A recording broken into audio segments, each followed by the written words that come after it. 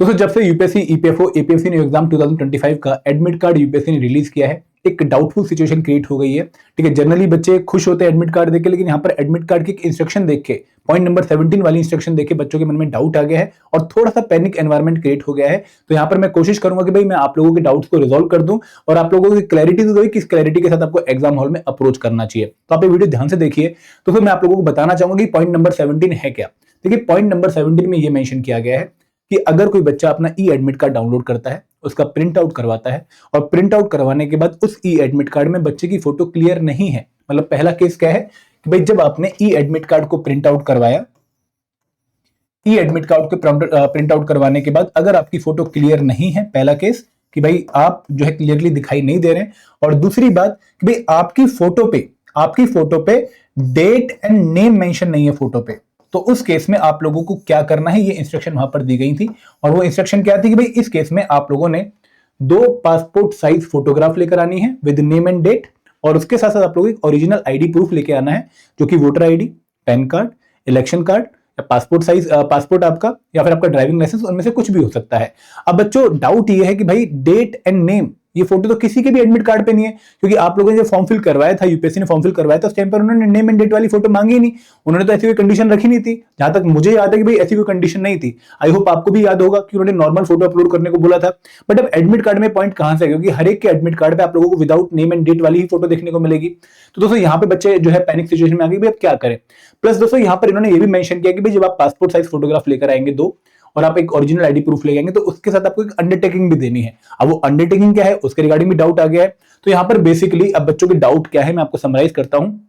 पहला डाउट ये है कि सर चलो हम डेट एंड नेम वाली पासपोर्ट साइज फोटोग्राफ अभी खिंचवा लेते हैं, बट इस पर डेट कौन सी आएगी। ठीक है, कैसे पुरानी वाली डेट डालनी है जब हमने फॉर्म फिल किया था, या फिर हमें आज की डेट डालनी है जब हम फोटो खिंचवा रहे हैं। दूसरी बात कि सर फोटो टाइप कैसी होनी चाहिए, यहाँ पे नॉर्मल पासपोर्ट साइज फोटोग्राफ होनी चाहिए या फिर हमें डिजिटली एडिट फोटो को लेके जा रहे हैं, यहाँ पर 75% स्पेस पे हमारी फोटो हो, ठीक है, हमारी इमेज हो यहां तक की, और इसके बाद जो 25% स्पेस बचा है वहां पर हमारा नेम और डेट मेंशन हो। इस तरह की फोटो लेके जानी है या फिर नॉर्मल पासपोर्ट साइज फोटोग्राफ लेके जानी है, और कब की फोटो लेके जानी है। अगर मेरे पास पुरानी फोटो है जहां पर नेम और डेट लिखा है तो वही लेके जाऊं या फिर नहीं खिंचवाऊं, ये बहुत सारे डाउट बहुत सारे बच्चों के मन में है। लास्ट डाउट है रिगार्डिंग दी अंडरटेकिंग, कि भाई अंडरटेकिंग का क्या करना है।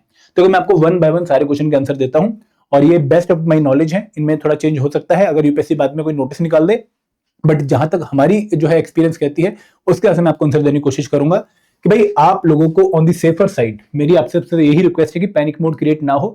ऑन दी सेफर साइड, अगर एग्जाम हॉल में आप थोड़ा पैनिक नहीं करना चाहते तो आप आज या कल में जाके पासपोर्ट साइज फोटो खिंचवा लीजिए, लेटेस्ट पासपोर्ट साइज फोटो खिंचवा लीजिए, और ऐसी फोटो खिंचवाइए जहां पर 25% स्पेस पे आपका नेम और डेट मेंशन हो और यहां पर आपकी फोटो हो। आप एक ऐसी फोटो फोटोग्राफर से खिंचवा लीजिए। देखो, नेम और डेट आपको खुद से ऐड नहीं करना है, आपको ये फोटोग्राफर से ही ऐड करवाना है, डिजिटली ऐड होता है और फोटोग्राफर को इसके बारे में पता होता है। और जो डेट है, जिस डेट पर आप फोटो खिंचवा रहे हो, फॉर एग्जांपल अगर आपने 27 को फोटो खिंचवाई है तो 27 नवंबर की डेट मेंशन होनी चाहिए। अगर आपने 28 को फोटो खिंचवाई, 28 नवंबर की डेट मेंशन होनी चाहिए। तो जिस डेट पर आप फोटो खिंचवा रहे हो आप वो डेट मेंशन कर दीजिए, यहाँ पर आपको पुरानी वाली डेट मेंशन नहीं करनी है। ठीक है, तो यहाँ पर इस तरह की फोटो और डेट आप लोगों को लेके जानी है। ये सेफर साइड पर मैं आप लोगों को बता रहा हूँ, क्योंकि इसमें आप लोगों को दिक्कत नहीं है, आधे घंटे की कार्यवाही है और थोड़ा सा 60-70 रुपए का खर्चा है, आप लोग कर लेंगे, क्योंकि इससे आप लोगों को थोड़ी क्लैरिटी मिल जाएगी कि भाई हाँ ये वाली कंडीशन में फुलफिल करके जा रहा हूँ। अब दोस्तों बात करते हैं अंडरटेकिंग की, भाई इसका क्या करना है। तो बेसिकली अंडरटेकिंग क्यों है कि कई बार डाउट होता है कि भाई जो पर्सन फोटो में है, ई एडमिट कार्ड में है, और जो पर्सन यहां पर खड़ा है क्या वो सेम पर्सन है। तो आपसे एक प्रूफ मांगा जाता है कि भाई आप प्रूफ लिख के दो कि हाँ ये सेम पर्सन है। तो देखो, जनरली अंडरटेकिंग जो है वो यूपीएससी के एग्जाम सेंटर पे आप लोगों को प्रोवाइड होती है। एक फॉर्म वहां पर होता है, वो फॉर्म आपको फिल करना होता है और वो फॉर्म पे आपको साइन करने होते हैं। तो जनरली ये अंडरटेकिंग आपको यूपीएससी के द्वारा सेंटर पे ही प्रोवाइड की जाती है, आपको खुद से लेके नहीं जानी होती। नॉर्मल कंडीशन तो यही है, बट यहां पर अब क्योंकि बच्चों को ऐसा कोई फॉर्म डिस्ट्रीब्यूट नहीं किया गया है, हमने जो उनकी इंस्ट्रक्शन दी वहां पर भी चेक किया कि भाई एंड तक कोई फॉर्म है, ऐसा नहीं है। वेबसाइट पे कोई फॉर्म है, ऐसा नहीं है। तो अब अंडरटेकिंग क्या करनी है, ये फॉर्म कहां से लेकर आए। 2024 के यूपीएससी सीएससी एग्जाम में तो एक फॉर्म सर्कुलेट हो गया था, ठीक है, लेकिन यहाँ पर बच्चे हमसे डिमांड कर रहे हैं कि भाई आप एक टेम्पलेट दे दो कि ऐसा टेम्पलेट लेके जाइए। तो सर ऐसा टेम्पलेट की जरूरत नहीं है, क्योंकि इसका इंपैक्ट नहीं पड़ने वाला है। आप ट्रस्ट करो मुझ पे, इसका इंपैक्ट नहीं पड़ने वाला है। हाँ, अगर आपको थोड़ा डाउट है भी कि भाई कुछ इंपैक्ट पड़ सकता है, तो उस केस में मैं आपसे यही रिक्वेस्ट करूंगा कि आप पहले तो एग्जाम सेंटर पे जाके उनसे अंडरटेकिंग मांगना।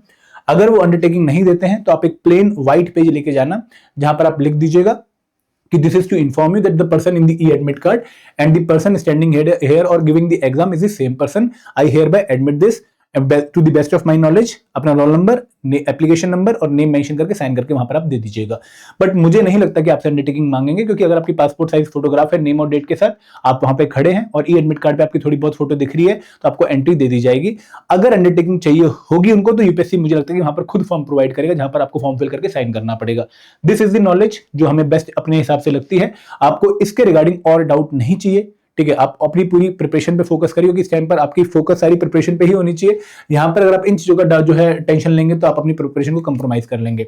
तो ये पॉइंट आई होप आपको क्लैरिटी दे रहे होंगे और आपकी जो दुविधा थी मन में बहुत सारी, वो सारी दूर कर रहे होंगे। अगर फिर भी किसी बच्चे को कोई डाउट है तो आप इस पर्टिकुलर वीडियो के कमेंट सेक्शन में मेंशन कर सकते हैं। किसी के पास कोई एडिशनल इन्फॉर्मेशन आती है तो वो भी आपके कमेंट सेक्शन में मेंशन हो सकती है, ताकि हम सभी बच्चों का भला हो जाए। This is all from my side. Thank you very much. जय हिंद, जय भारत।